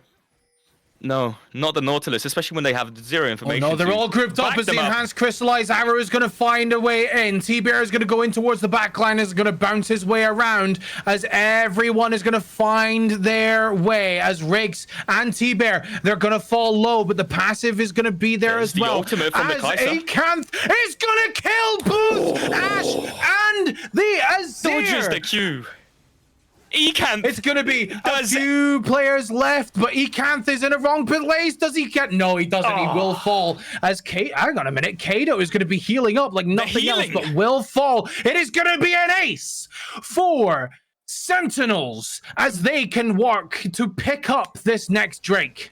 This is exactly what Sentinels needed. A team fight where they get not only the Azir, they get an ace and a dragon to follow it up. Now, bear in mind, they had zero information with a Zac flanking them from the back side, so to say. They didn't really mind because Azir got picked out by Ecanth once again with the ultimate.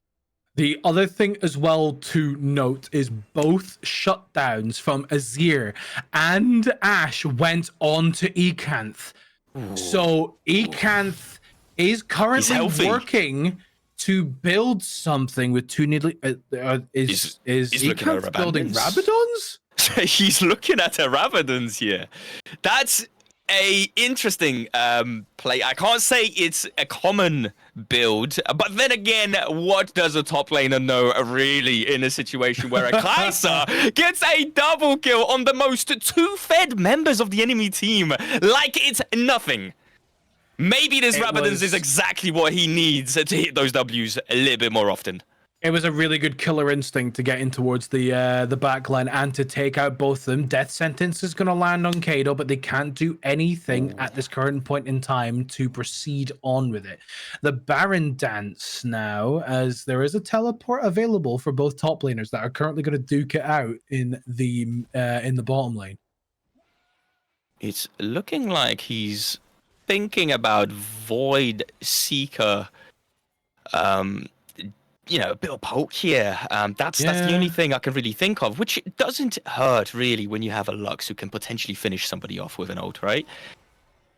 Oh, they're going to find Dingy with the Emperor's Divide, but the wall is not split cleanly as the death sentence does miss. Final Spark takes Riggs down to about half health, and Nature's Grasp is going to be used. I'm not entirely sure about that.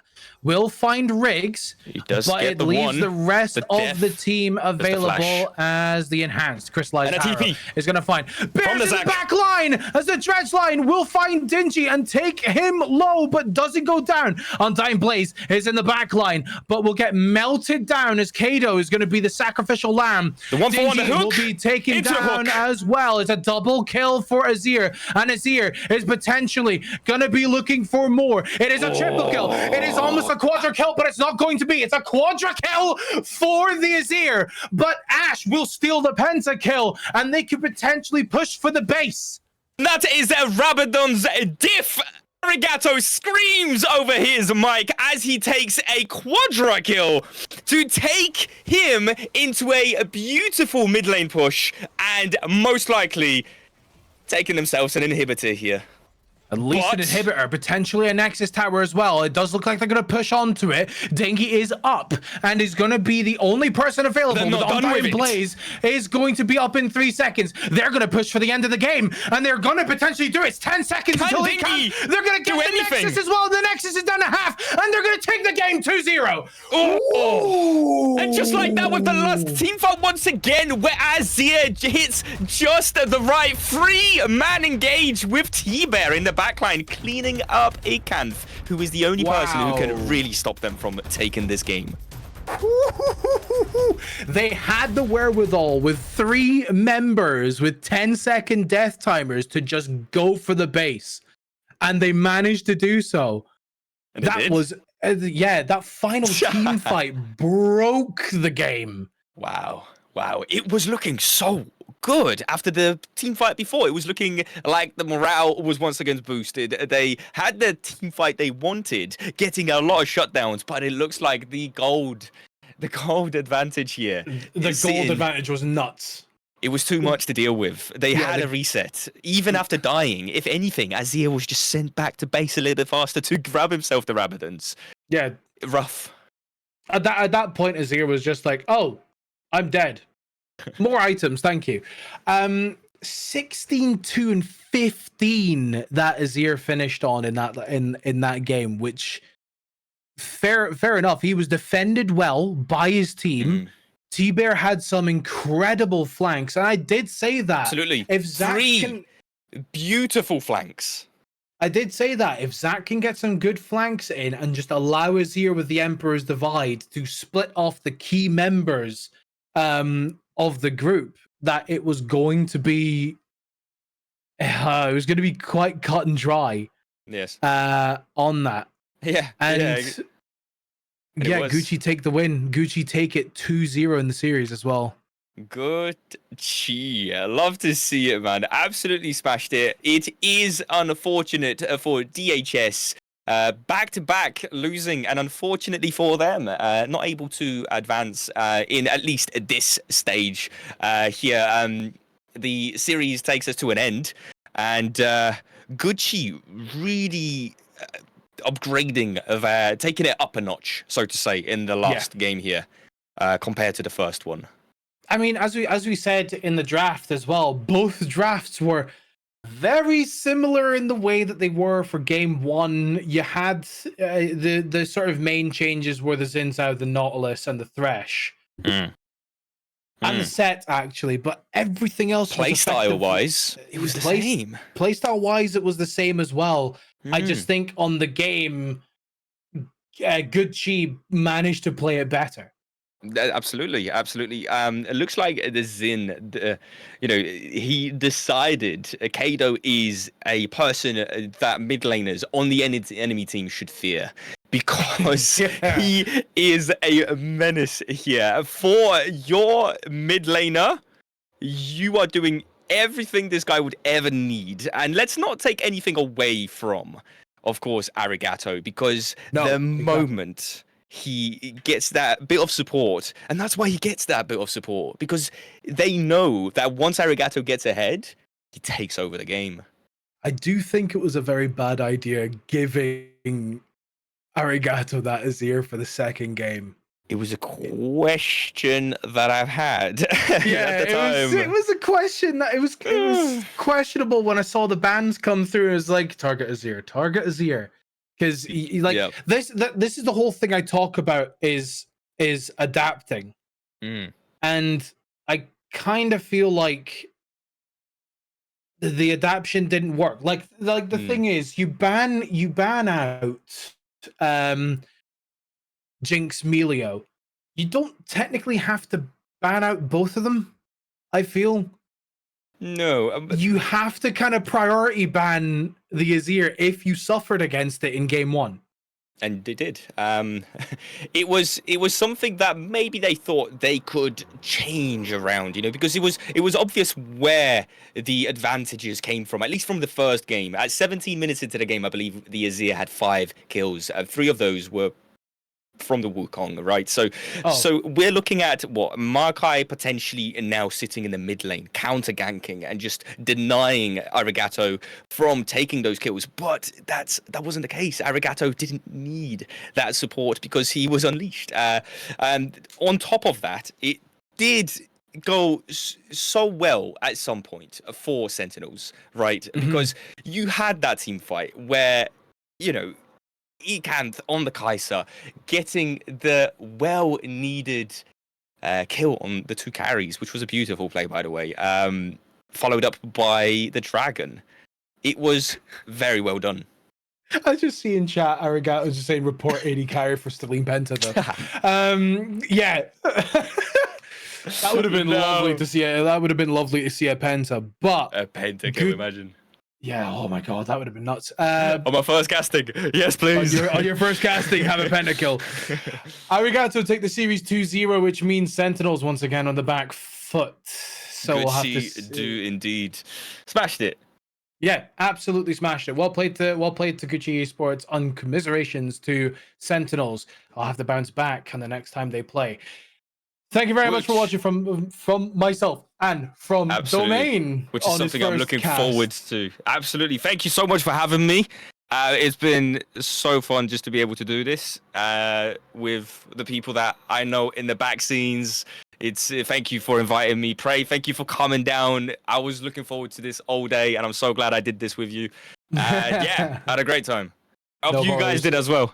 yeah, we hope you guys enjoyed watching the stream and watching the games being played. We will see you next time, the next time Sentinels or Crusaders or Guardians play. We'll see you next time. Don't go anywhere. Goodbye.